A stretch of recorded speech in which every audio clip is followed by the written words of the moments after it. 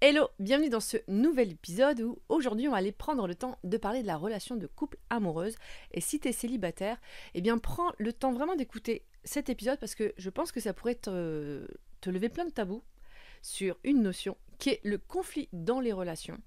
Parce que très certainement, comme on a peur de rentrer en conflit avec son ou sa partenaire, on se dit que parfois il vaut mieux rester seul. Et là justement, on va aller toucher un point important parce que je vais te dire que selon moi, les conflits sont des éléments essentiels, bien que ce soit hyper inconfortable pour renforcer ta relation de couple. Et tu as bien entendu, oui, les conflits. Bien entendu, je vais peser le pour et le contre sur certains types de conflits, parce qu'il y a des conflits très malmenants lorsqu'il y a de la violence conjugale, que ce soit physique ou verbale, qui est justement de s'imposer dans une autorité dominatrice qui ne permet pas à l'autre justement de pouvoir être entendu et de se sentir totalement diminué face à cette forme de violence.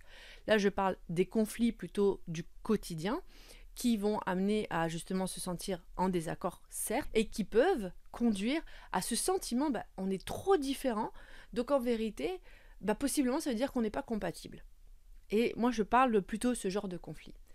Quand il y a violence verbale et physique de la part de son ou sa partenaire dans la relation, en général, il est temps de fuir la relation, parce que ça veut dire qu'il n'y a pas et absolument pas de sécurité fondatrice qui est je peux me sentir totalement en sécurité avec toi, même quand on est en conflit.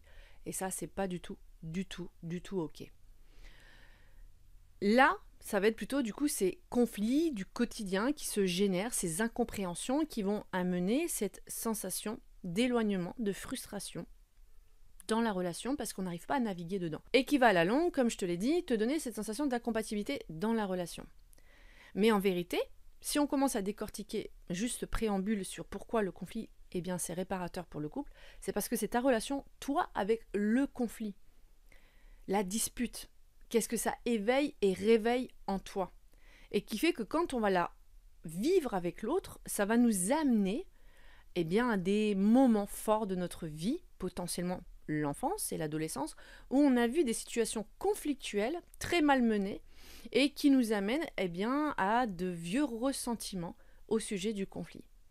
On n'a pas appris à naviguer à travers le conflit, et comment, lorsqu'on apprend justement à voguer dans ces flots, le conflit est un élément justement où le couple peut se renforcer et qui va amener tellement d'harmonie, de complicité dans la relation quand il y a réparation, quand on vit un conflit, et après le conflit, qui va faire évoluer la relation de couple de malade. Et c'est moi sur ça que j'avais envie de t'amener, de parler avec toi aujourd'hui, et de comprendre justement pourquoi il y a conflit.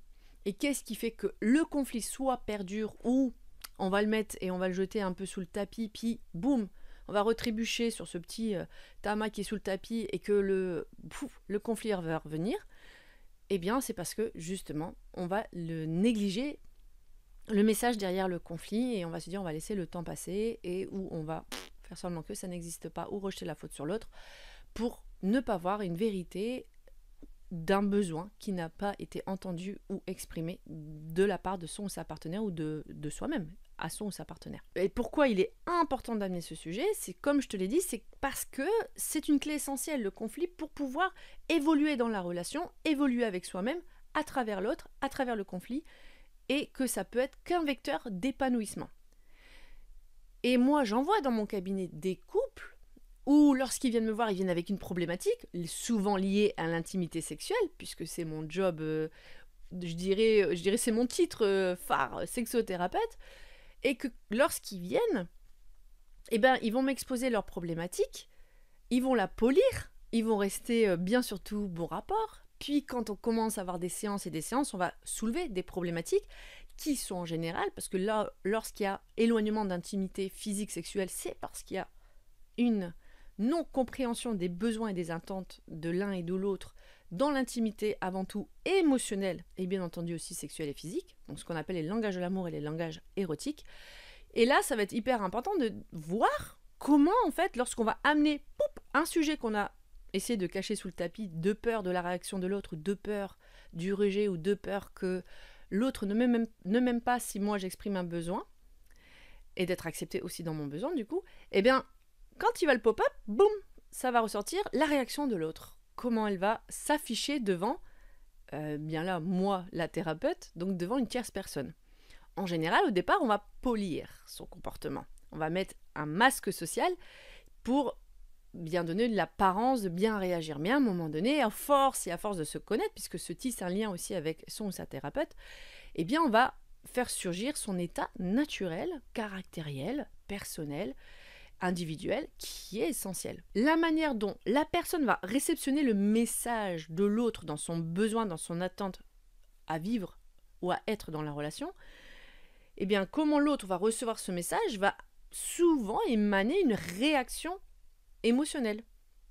Cette réaction émotionnelle va se transpirer dans le corps, puisque en général, il y a le corps qui va soit bouillir et réagir avec désinvolture ou se renfermer comme si c'était un volcan implosif et qui se tait et qui boum, d'un coup on est devant un mur. Du coup, l'autre est perdu, se sent mal d'avoir exprimé quelque chose qui semble juste pour lui par rapport à, ou pour elle par rapport à des situations vécues ou des besoins à entendre dans ce langage de l'amour ou dans ce langage érotique, mais que là, bam, s'il voit l'autre se fermer, se dit « Ouf, mince, j'ai dû blesser l'autre, j'ai rendu une situation inconfortable, je suis donc... c'est pas justifié ou pas légitime mon besoin » et tous les discours qu'on peut se donner à l'intérieur de soi en lien avec justement un truc qu'on va parler juste après. Donc garde bien ce truc-là justement où on va ravaler un peu son besoin pour plaire, entre guillemets, non pas entre guillemets, plaire à l'autre, se polisser devant l'autre. Mais ce qui est chouette, c'est de le voir, nous, en tant que thérapeute. Ah, il y a une réaction, du coup l'autre, soit il va être aussi explosif, soit il va aussi se fermer dans son besoin. Parce que dans deux typologies de disputes qu'on pourrait avoir, j'enlève bien entendu du coup les violences conjugales, c'est soit on va être dans un comportement implosif, donc c'est-à-dire l'autre a exprimé le besoin, l'autre se ferme, donc l'autre va se fermer aussi, ou avec des comportements passifs-agressifs, ou parce que tu as exprimé un besoin, que moi je l'ai pris comme une attaque, je vais te réattaquer sur un autre sujet, que du coup l'autre va vouloir rebondir sur ce sujet où se sent attaqué, et en fait on perd le fil conducteur de la base de l'information qui avait été envoyée, donc le début de la communication, et qui va déclencher du coup ce fameux conflit, cette fameuse dispute, parce qu'en fait, chacun reste cantonné dans ses positions, chacun voit midi à 14h ou se voit dans son propre jardin et ne va pas aller regarder le jardin de l'autre. Bref, on va vraiment amener justement une perdition de l'information initiale et tourner un disque. Bref, on est dans un disque répétitif et qui est absolument pas constructif, tout simplement. Donc là, c'est la forme de typologie de comportement. C'est soit il y en a un qui va se taire face aux besoins de l'autre et l'autre soit se tait ou il va être explosif, ou eh bien tous les deux vont être explosifs. Et c'est donc une infinie de disputes sans avoir trouvé de terrain d'entente ensemble. Et du coup, ça va générer des frustrations dans la relation, le sentiment de ne pas être compris, l'envie de tout balancer cette relation en disant « mais punaise, elle n'a pas de sens, cette relation, mais pourtant je l'aime, mais ça n'a pas de sens. À un moment, il faut arrêter de se disputer comme ça. » et conduire jusqu'à la rupture. Alors que si en fait on apprenait à naviguer dans ce que l'information de la dispute offre, eh bien, on pourrait renforcer la relation de couple. Et souvent, les causes des disputes, eh bien, elles sont dues, comme je l'expliquais, à une récurrence de frustration due à ces besoins non validés par l'autre, non entendus. Et que du coup, eh bien, vu qu'on a ce sentiment que nos besoins ne peuvent pas être entendus, eh bien, on a l'impression que ça va nous ramener à des espaces antérieurs, donc des interprétations, des espaces antérieurs qui est souvent le vécu passé, l'enfance, l'adolescence, et ce vécu passé, donc ces blessures emmagasinées émotionnellement dans le passé, vont conduire à une interprétation, une projection ou un transfert dans le présent, dans le conflit que je vis avec l'autre. D'ailleurs, c'est pour ces raisons qu'on a des attentes et des besoins différents dans la relation, parce qu'on a eu un vécu différent. Mais que comme nous sommes des êtres humains qui ne regardons pas plus loin que le bout de son nez, mais c'est pas un jugement en soi, mais un constat, c'est-à-dire qu'en fait, on va Sentir que ce que moi je vis, l'autre le vit. Ce que moi je ressens, l'autre le ressent. Le besoin que moi j'ai envie, l'autre doit l'avoir. Mais ça, en fait, en vérité, c'est hyper personnel. C'est hyper individuel. Personnel dans le sens, en fonction de ton expérience et de ton background, donc de ton passif, mais aussi individuel parce qu'en tant qu'être humain, on a tous des rêves différents, on a du dynamisme différent, donc c'est totalement personnel et individuel. Et on en oublie en fait que l'autre n'est pas moi. L'autre n'a pas vécu mon passé et l'autre a peut-être rencontré ou pas vécu des expériences que moi j'ai vécues. Donc il ne peut pas comprendre ce que moi je suis en train d'exprimer. Et donc tout l'objet en vérité de ce travail dans le couple, c'est de se mettre à la place et au regard de l'autre, c'est-à-dire de s'offrir une nouvelle grille de lecture que sa propre grille de lecture.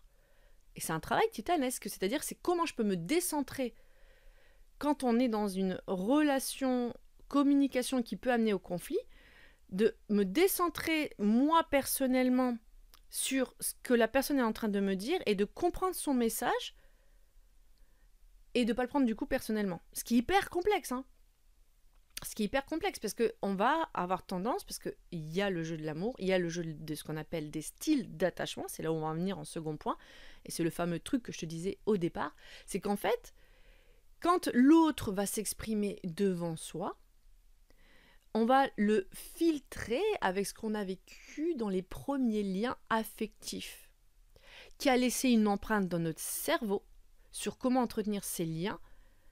C'est-à-dire que si on avait des parents qui n'écoutaient pas nos besoins ou qui faisaient passer leurs besoins avant nous, on va avoir tendance soit à atténuer ses propres besoins et à les dissimuler pour faire plaisir à l'autre, ce qu'on appelle le people pleaser. C'est un mécanisme de survie du système nerveux, ou soit au contraire, être dans une exigence que l'autre, toi, parce que tu m'aimes, tu dois répondre à mes besoins. Parce qu'on a eu ce sentiment d'abandon, de rejet enfant. Et la construction de ces liens affectifs dus à notre passé vont conduire à ce qu'on appelle des styles d'attachement. Alors, je ne sais pas si tu en as déjà entendu parler, mais si tu n'en as pas entendu parler, vraiment va faire des recherches dessus parce que ça peut te donner tellement de clarté sur ta manière de te comporter ou de réagir face à l'autre dans la construction du lien affectif. Que ce soit en amour, en amitié, en famille, parce que c'est là où ça s'est construit, mais aussi professionnellement et socialement. C'est hyper capital de le savoir. C'est vraiment une grande avancée depuis les années 60 sur la construction du lien affectif que de savoir les styles d'attachement. Moi, je vais te les dire brièvement. Je vais faire très prochainement plusieurs podcasts dessus parce que c'est sur ça aussi que je travaille avec mes couples, sur les styles d'attachement. J'ai eu la chance de pouvoir de temps à autre être supervisée par Gwenaëlle Percieux qui a écrit des bouquins sur les styles d'attachement et qui a fait des vidéos aussi sur YouTube. Donc vraiment, je te conseille d'aller les regarder. Et donc, ces styles d'attachement, ça va être 4 grands types. On va avoir le sécure, donc l'enfant qui a été vraiment bien sécurisé dans ses relations, qui fait qu'un adulte qui sait s'exprimer dans ses besoins, ses envies et ses limites, et qui sait aussi entendre ceux des autres. Il y a 2 autres formes de style d'attachement qu'on appelle aussi de sécurisation, c'est-à-dire qu'en n'ayant pas le choix enfant, on a adopté ce mode de sécurisation pour être sûr que ce soit écologiquement durable dans la création du lien. Ça ne veut pas dire qu'il est sain, mais c'est une forme de sécurisation. Donc c'est pas un lien sécure, mais 2 formes de sécurisation. Qui est le style d'attachement évitant, ce que moi j'appelle le taiseux, l'implosif, et l'anxieux ambivalent que j'appelle moi l'explosif. Moi je vois ça comme 2 volcans, il y a l'implosif et l'explosif. Ça veut dire que pour un, en fait, il va contenir les informations, donc le taiseux, ça va bouillonner, parce que c'est tous les 2 formes d'anxiété, sauf que c'est un anxieux taiseux qui bouillonne et qui doit dire de toute façon, il faut qu'il trouve la solution par lui-même, puisque c'est tout ce qu'il a, et dans laquelle il a évolué tout petit, puisqu'il devait taire ses besoins pour satisfaire ceux des autres, qui est en général l'adulte, le parent, et il va contenir, donc il va apprendre à se fermer, à apprendre à vraiment être totalement hermétique émotionnellement, puisqu'il a compris que c'était pas ok de ressentir qu'il était rejeté lui dans sa forme d'émotion, donc il va rejeter aussi le monde extérieur puisque lui s'est senti rejeté. L'explosif, que j'appelle du coup celui qui déborde d'émotions, parce qu'il ne sait pas quoi faire. D'un coup, ça fait un geyser d'émotions. C'est comme si ça sortait de son contenant du corps et qu'il ne sait pas quoi faire. Donc c'est tellement aussi douloureux pour lui que du coup, il a besoin de déverser à l'autre. Il a besoin que l'autre apporte la réponse parce que c'est tellement douloureux. Donc il faut trouver la réponse là maintenant. Donc c'est un anxieux explosif. Et que au lieu d'aller chercher à comprendre ce qui se passe à l'intérieur de soi, eh bien, il va reporter la faute, entre guillemets, sur l'autre, de c'est toi qui me fais du mal, donc c'est avec toi qu'on a trouvé la réponse, c'est de ta faute. Donc, je ne sais pas si tu reconnais un petit peu dans ces genres de profils, en clair, c'est de l'anxiété, extravertie ou introvertie, mais en tout cas, dans les deux cas, pour moi, c'est deux formes d'évitement sur l'entente du réel besoin. Mais ça, je vous expliquerai vraiment dans une autre vidéo. Et puis, on a le quatrième style d'attachement qu'on appelle le chaotique, dans le sens où en fait il a vécu tellement dans une ambiance traumatique depuis l'enfance, c'est qu'un coup ça passait justement dans cet évitement émotionnel, c'est-à-dire que l'ignorance des parents, à une violence excessive, non mais mon chéri tout va bien, c'est-à-dire que avoir ce côté où la main qui te caresse et la main qui te gifle, en clair, que en fait la sécurisation émotionnelle elle était impossible. Il pouvait pas choisir l'évitement, juste l'évitement, le taiseux, ou être dans l'explosif. C'est impossible, pardon. Il est dans les deux parce qu'il a appris à se moduler.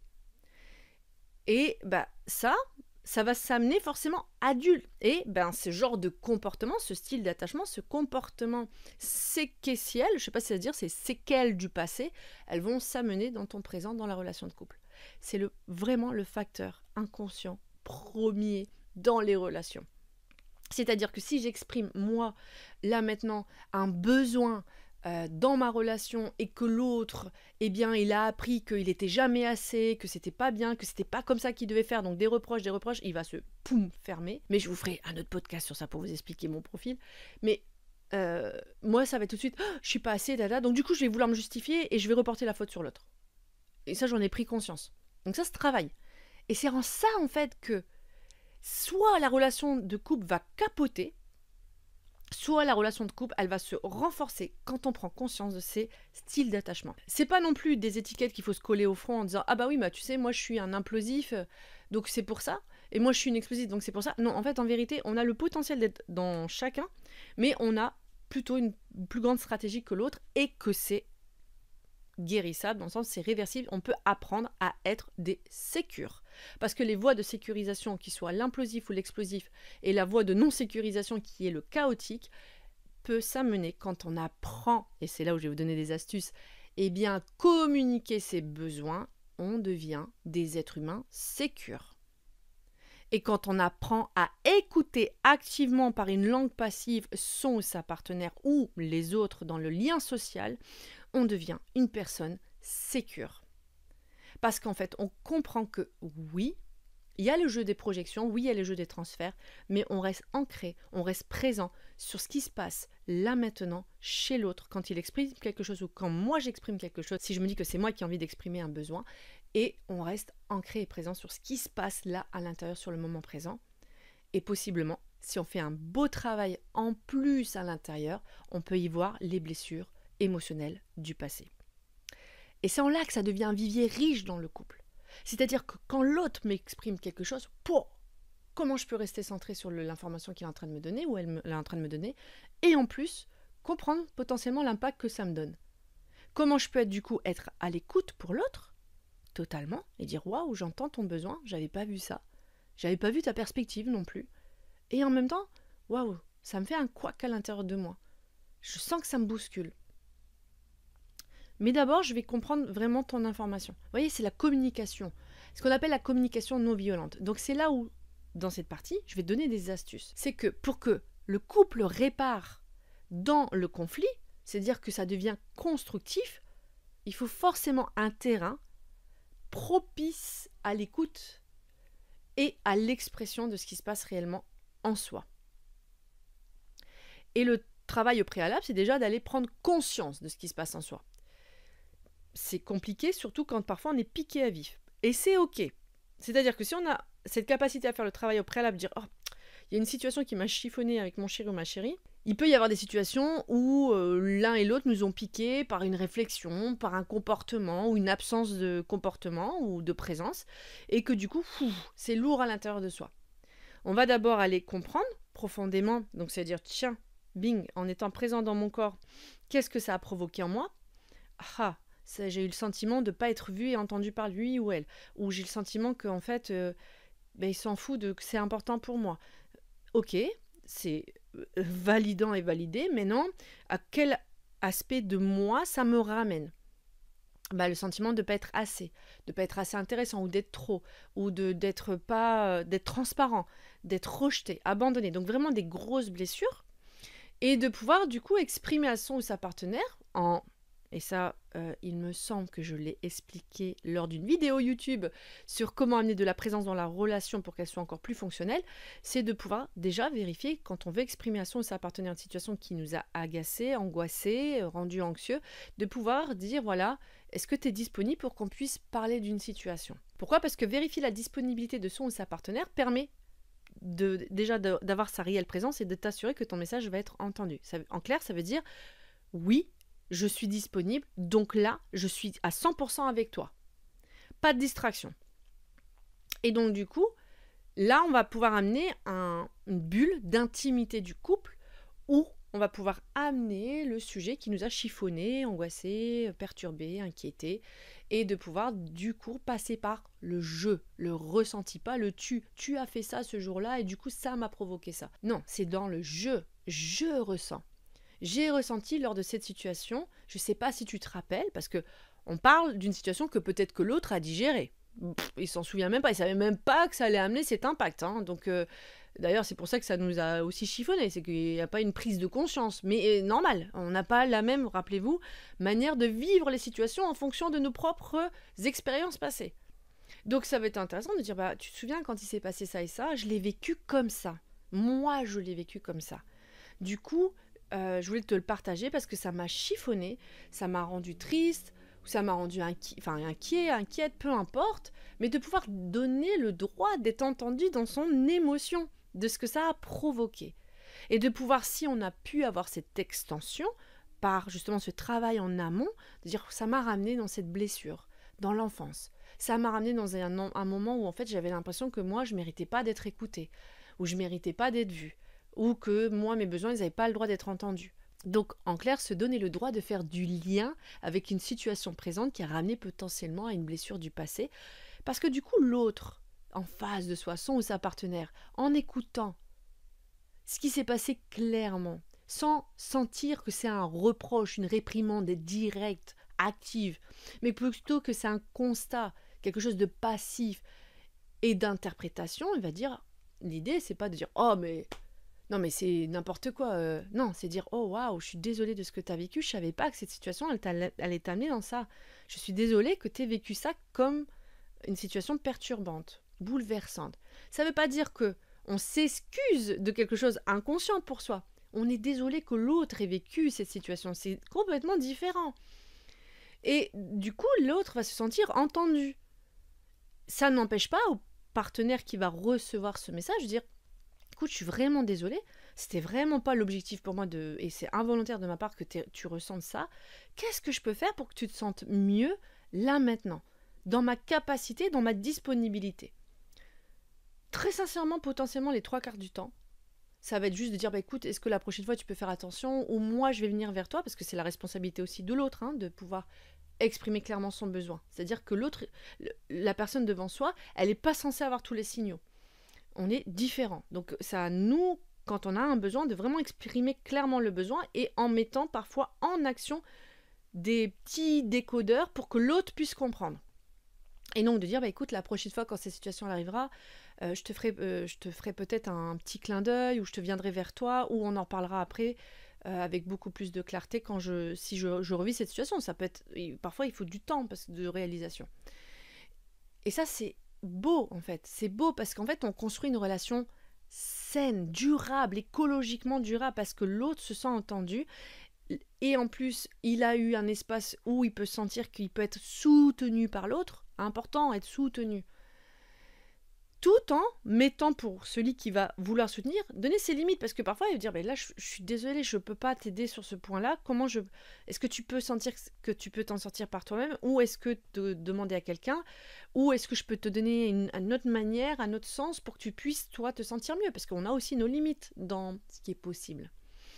Mais en général, ce que je vois dans les couples, c'est qu'il y a une très, très grande volonté de s'élever quand il y a une discussion qui est plutôt calme, détendue, où on ne se sent pas attaqué.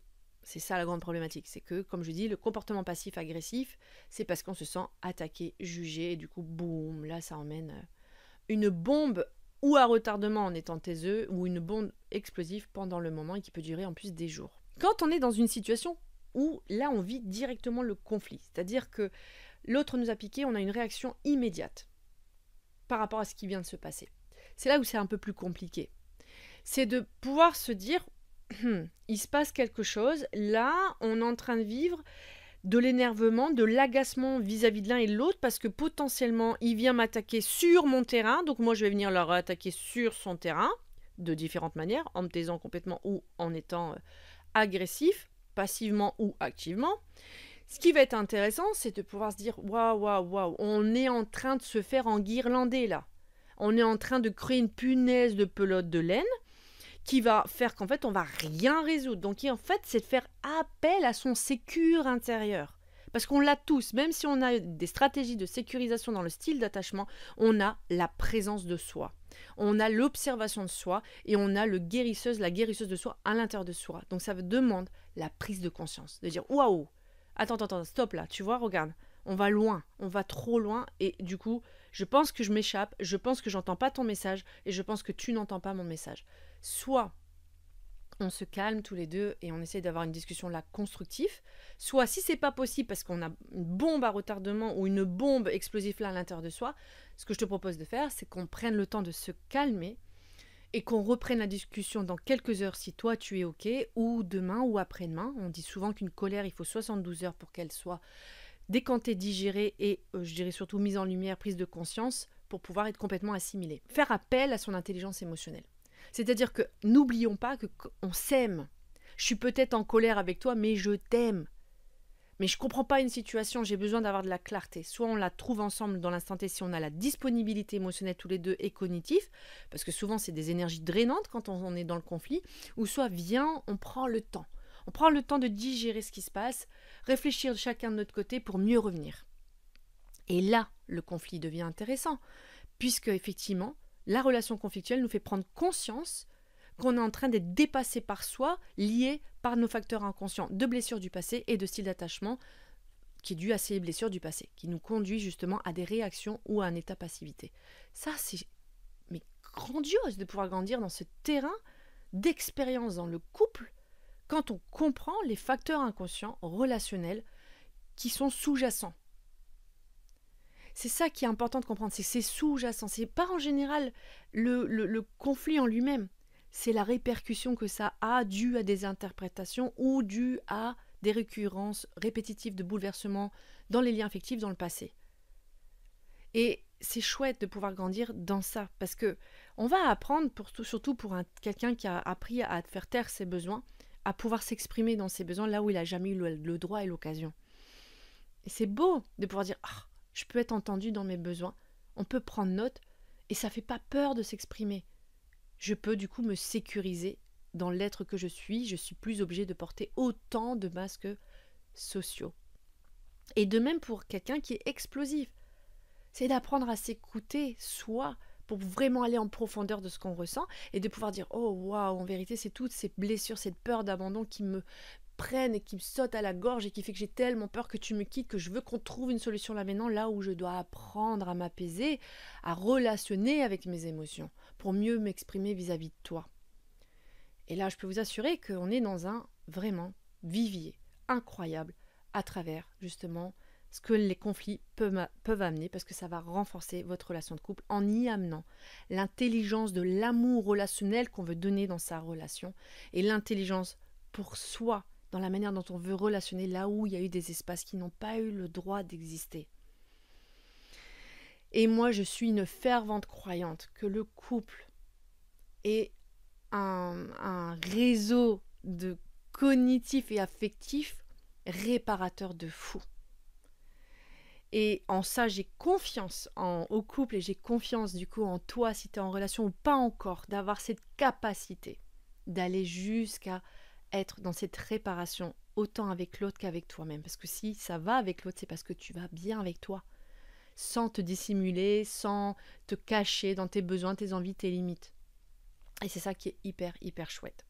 Donc voilà, pourquoi je voulais t'offrir cet épisode, de comprendre que oui, le conflit permet de renforcer la relation quand on prend le temps de décortiquer, de dénouer ce qui se passe et de ne pas prendre personnellement ce qui est en train de se passer.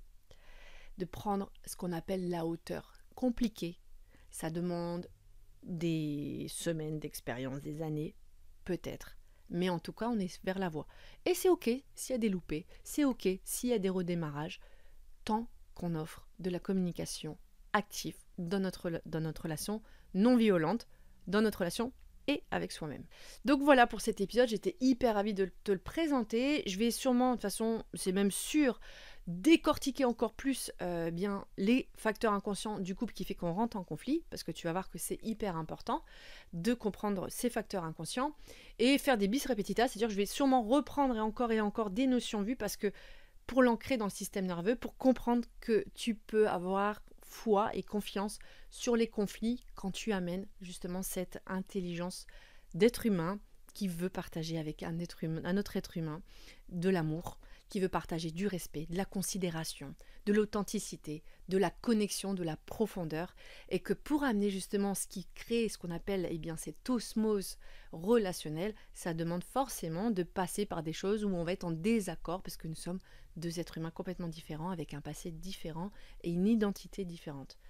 Voilà pour aujourd'hui, j'ai assez parlé. En tout cas, n'hésite pas à me laisser un commentaire, à me partager ce que tu ressens. Où est-ce que tu en es, toi, dans ta relation de couple, ce que tu penses aussi des styles d'attachement. En tout cas, je serais ravie de te relire. N'hésite pas à me suivre sur ma page Instagram, sublimation-Gwen. Et aussi de pouvoir me retrouver, et bien évidemment, sur ma chaîne YouTube, si tu ne regardes pas cette vidéo sur YouTube, mais plutôt sur la plateforme podcast, Gwenaëlle de Rost.